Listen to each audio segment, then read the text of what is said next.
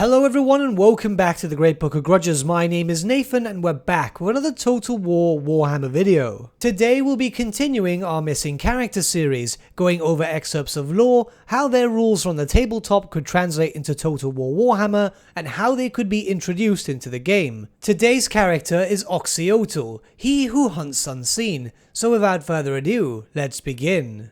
To familiarize this character with people who might not be aware of him, we'll be reading over his entry into the 8th edition army book. One of the rare breed of chameleon skinks, Oxyotl was already an accomplished hunter when chaos came to the world. He and his spawnkin mounted bold ambushes against the hordes, but were forced to retreat within the sacred walls of the temple city Pahuax. A host of greater demons nearly catching them before they could duck within the protection of the magical barriers created by the Slann. Yet that barrier crumbled before the chaos onslaught, until the demons stalked the plazas and the lizardmen defense shrank back into the pyramid district. In a last effort for victory, the Slann mage priest, Lord Pokasalan, attempted to summon a nova blast of energy to banish the foe. He needed time to conjure the mystic forces to power the spell, and called upon his last surviving Saurus and Oxyotl and his chameleon skinks to protect him, buying precious moments while the ritual was completed. But alas, the fickle powers of chaos tricked Pokasalan, and he tapped too deeply into the howling winds of magic. Colossal energies spiraled out of control, ripping holes into the fabric of reality. The Slann and his last protectors were sucked into the realms of chaos. The city aged millennia in scant seconds. Large portions of the city, along with all of its inhabitants, crumbling to dust. Oxyotl awoke to find himself in a living nightmare. He was surrounded by all manner of demons, many of which were feeding on the sprawling entrails of his lord. He was alone in a land of living shadows, untruths and impossibilities. Luckily, his innate ability to blend in remained effective. Despite the unnatural surroundings, Oxyotl was all but invisible, unnoticed by the creatures of that realm. Although they detected him after a time, he survived the way he did in the jungle by instincts and cunning. Oxyotl covered his scent against the demonic hounds that tracked him by dabbing himself in the blood of his pursuers. He ambushed mystic sentinels that lusted for his cold blood, and he willed himself to resist all temptations. The passage of time flows strangely within the realms of chaos. A year may pass in that twisted unreality, while centuries pass in the real world. Now, in a timeless torture, Oxyotl was forced to exist in the full horror of chaos. He glimpsed firsthand the fate of all the races of the world should the fight against chaos falter, and their planet be overtaken by the dark gods. At last, after trials almost beyond enduring, Oxyotl found a path back to Lustria. He passed through fell places that he could not recount to others, or even himself, for fear of going mad. He alone has discovered and walked through the fabled lost city of the Old Ones, yet he tells no tales. Upon his return to Lustria, over 7,000 years had passed, and the lizardmen's realm had fallen low, while the lesser races had spread like plagues. Portents of demons returning and war eternal abound. Indeed, Oxyotl's own return is regarded as one such omen. It is unknown how Oxyotl escaped, for he dare not speak of it, and no Slann will read his mind, lest the taint of chaos remain within him. Yet Oxyotl has gathered others of his recently spawned kind, and resumed the hunt, mustering his strength against the return of the hated foe. Since his return from the realm of chaos, Oxyotl has waged a war of revenge against the fell powers. How the chameleon skink detects the presence of the dark god's minions is unknown, yet time after time, the demons arrive to find Oxyotl already ensconced nearby, a hidden nuisance that always finds a way to thwart their immortal plans. When the demonic legions burst forth at Zoltek in numbers beyond count, the lizardmen garrison could not have withheld against their onslaught were it not for the timely arrival of Oxyotl.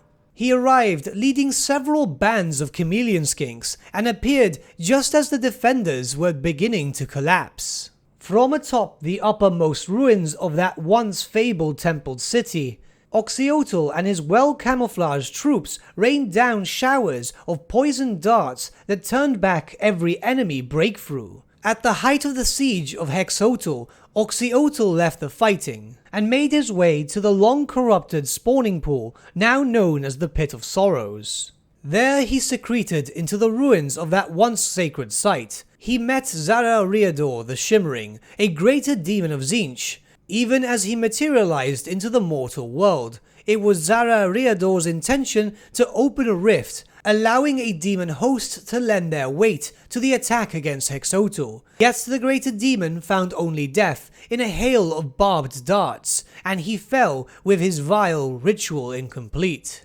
After each great deed, Oxyotl merely fades back into the jungle, perhaps already en route to where he is needed next. Oxyotl had a decent amount of lore in his entry into the 8th edition Lizardmen army book, and that's simply because he really didn't have that many special rules nor magical items. On the tabletop itself, Oxyotl really wasn't that impressive.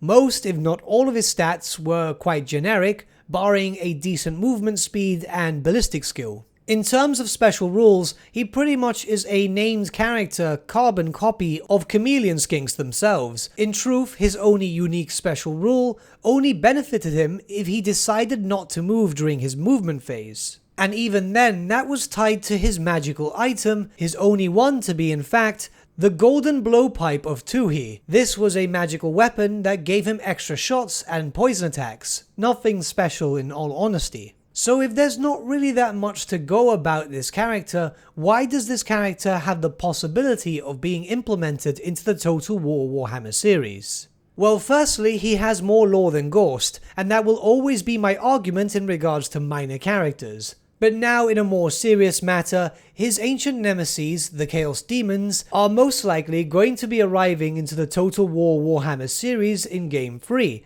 and this would be the perfect opportunity to introduce this character in the form of a cross-game DLC. Oxyotl could be a great way to introduce a Chaos Demons vs Lizardmen DLC, and since we are aware that there are many Chaos Demon characters, the more potential rivalries the better. Oxyotl actively hunts demons, so if it is the case that he senses a rising threat anywhere across the Warhammer world, it is very likely that he would gather his forces and begin a new hunt.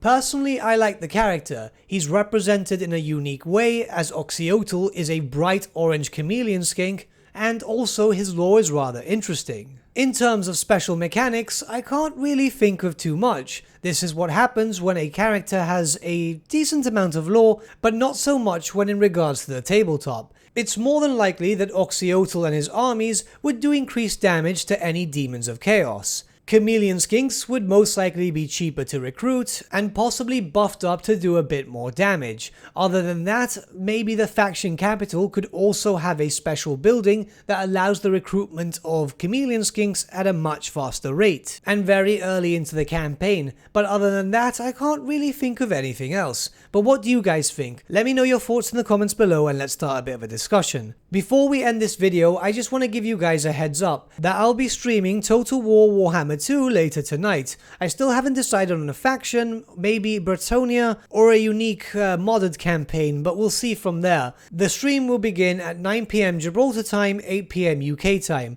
I hope you guys can make it. It should be a fun thing to do to engage with the community. But with that, my friends, we come to the end of our video. Thank you so much for watching. If you did enjoy the video, might I suggest giving the video a like, or even subscribing to the channel, as it really does help us out. In the description section below are various different social media links such as Facebook, Instagram and Discord, where you can get in contact with the Great Book team. Also in the description section is an affiliate link with Element Games, where you could buy loads of hobby-based products, not just Warhammer, for 10 to 25% off. Using our special link and also our special code, both of which can be found in our description, supports the channel at no extra cost to you, which we think is rather cool. A big thank you to our patrons. Your support means the world to us. It's amazing that people want to help a small channel like us grow and get to a higher level of content. A special thank you to Gibraltar LUSC, Ryan Bertsche, Andrew Pence and Okro for subscribing to us at our Fane level. You guys are super cool. And a big thank you to Edward Hewell and VSVasan for subscribing to us at our Fane level. Honestly, I can't thank you guys enough for the support. It really means a lot to me, especially since all the money earned from Patreon goes directly back onto the channel. New webcam, equipment, microphones, and so on.